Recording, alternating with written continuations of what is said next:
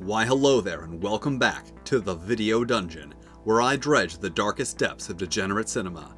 And seeing as how it is non-specific holiday season and I am dressed like an idiot, that must mean we're looking at some holly jolly horror.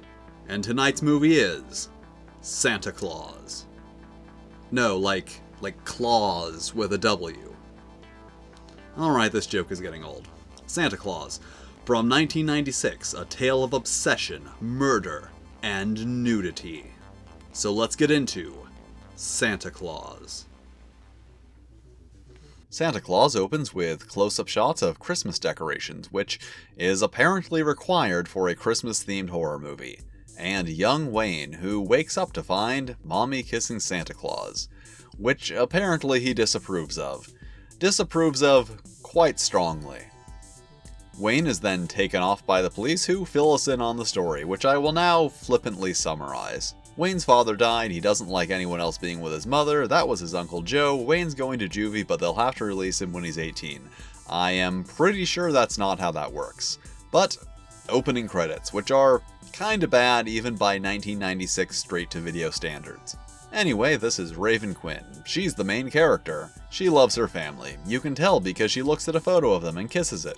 But let's get to Scream Productions, where a saucy video shoot is going on, and a somewhat less saucy interview with Bruce Brunswick, publisher of girly magazines and producer of what is commonly called T&A videos, who is played by Carl Hardman of Night of the Living Dead fame. But here he is the fictional publisher of real magazine Scream Queens Illustrated. They go through the whole nudity is bad, actually nudity is good thing. Then he brings Raven in to prove that the models aren't just brain-dead bimbos by telling the reporter about her master's degree in zoology, which disappointingly doesn't actually have any relevance to the plot at any point. So, more sexy dancing. Then on to the next scene where adult Wayne opens his Raven Quinn limited edition bust, which I really hope isn't a thing that they actually sell because I can see this happening more often than not. Then we go back to Raven dumping some exposition. Apparently she had a fight with her photographer husband, he's out of town for a shoot, and apparently he wants a divorce. And back to Wayne, who has now added the bust to his creepy Raven fan shrine, and Wayne goes on about how he's her biggest fan and even bought some props from her latest movie, The Hooded Claw, which I'm sure you've gathered will be relevant later. But now Raven is picking up the kids from her sister and mother-in-law, who is played by Marilyn Eastman of Night of the Living Dead fame. They add in the whole family disapproving of her being naked in front of the camera angle, even though her husband works in the same industry, but it's okay because he's behind the camera. And speaking of, we finally get to see Eric shooting a very sad excuse for a horror-themed pictorial, and yeah, guess where that goes. Then Raven arrives home and, oh no, it's her psychotic fan, Wayne! Oh, apparently they're actually friends. Alright, gotta admit that was not a plot development that I saw coming. After singing some Christmas carols, Raven tells Wayne about the fight with her in-laws, and since she's now on the outs with them, Wayne offers to babysit for her while she has dinner with her producer the next night. Raven also tells Wayne about the movie they're shooting. It has about zero plot. It's about this magical snowman, and he casts a spell on this group of guys. And they all wake up in the morning on Christmas, and they have the girl of their dreams under the tree. So I play one of the girls, I pop out of this Christmas package, and I'm in this sexy little outfit. Okay, so I know this is a movie, but they could try and be a little more realistic here. Do they really expect us to believe that anyone would watch, let alone make something that stupid? Oh, yeah. I forgot what genre I was talking about. Never mind.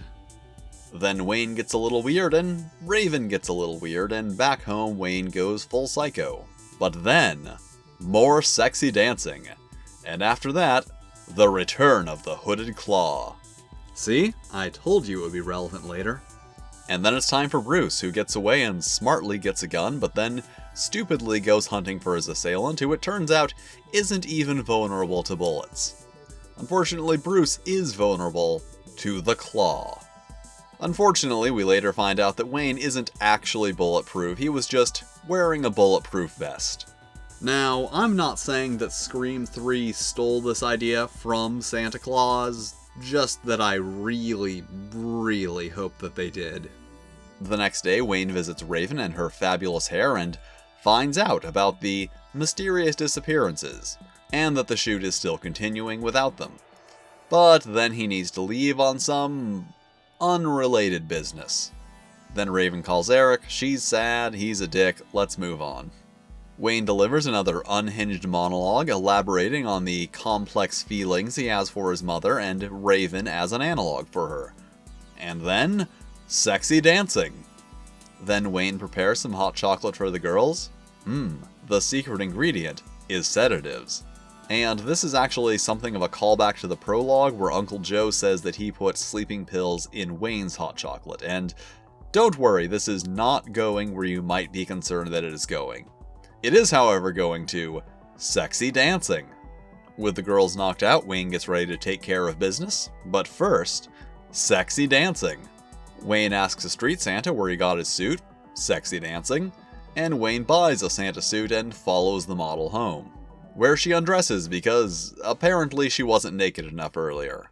Unfortunately, her bath time is interrupted by Santa, who is lost and just needs to use the phone to get some directions, and against her better judgment, she lets him in to murder her.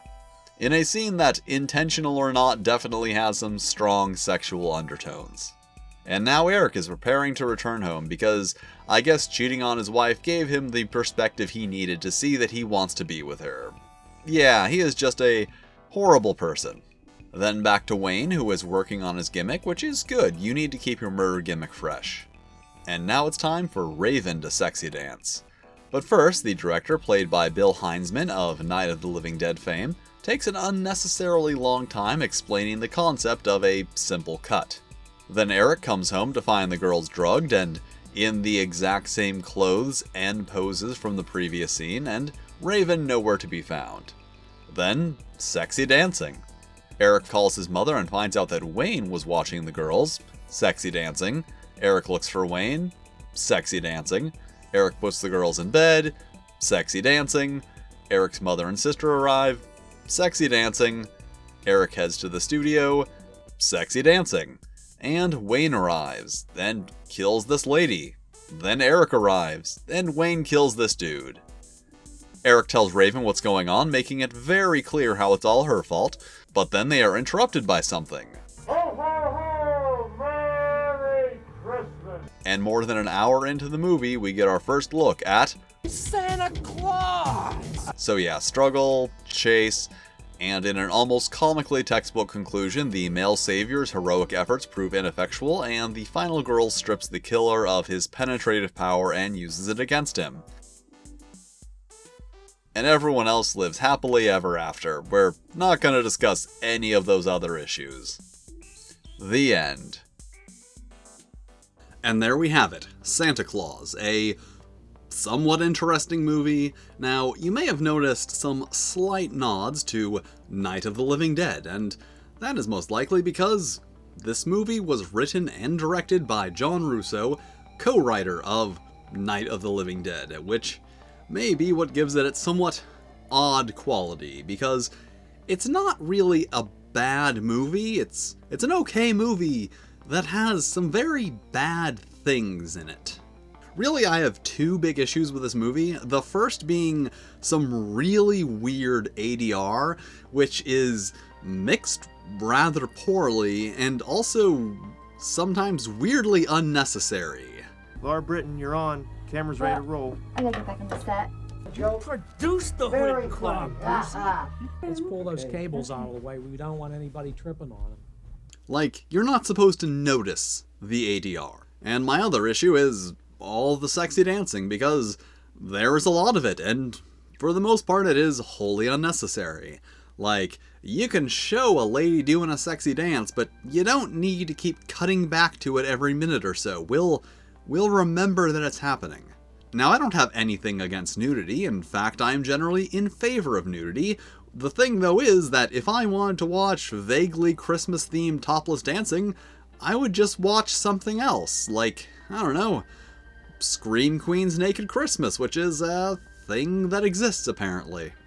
Also, I can't really figure out exactly what connection Santa Claus has to Scream Queens Illustrated, mainly because I can't find a lot of information on said publication, but also because I don't really care all that much. Now, aside from fitting the slasher mold just a little too closely, Wayne is actually kind of an interesting character and is played well by Grant Kramer in what appears to be his only movie role. I like the two-faced nice guy aspect to his character because the way it's played, he's never fully normal. He's always a little awkward, a little creepy, but seems more or less harmless. And then when he lets loose, it very much feels like he is unrepressing what's been inside him the whole time and not just flipping between two disparate personalities. And maybe I'm giving them a little too much credit here, but I can kinda see Wayne as the movie holding up a mirror to the absolute worst part of the audience and saying, hey, this kind of obsession is not romantic, it is creepy and unhealthy, and you should stop. Of course, I might just be looking too deeply into it. That is kind of part of the whole thing I do here. So yeah, Santa Claus, a thing that could be best described as a pretty good movie, made fairly poorly. Alright, thank you for watching. If you have enjoyed this video, make sure to hit all the lovely buttons, and if there are any movies you'd like to see me make snarky comments about and read too deeply into, you can tell me about them in the comments. Well, until next time.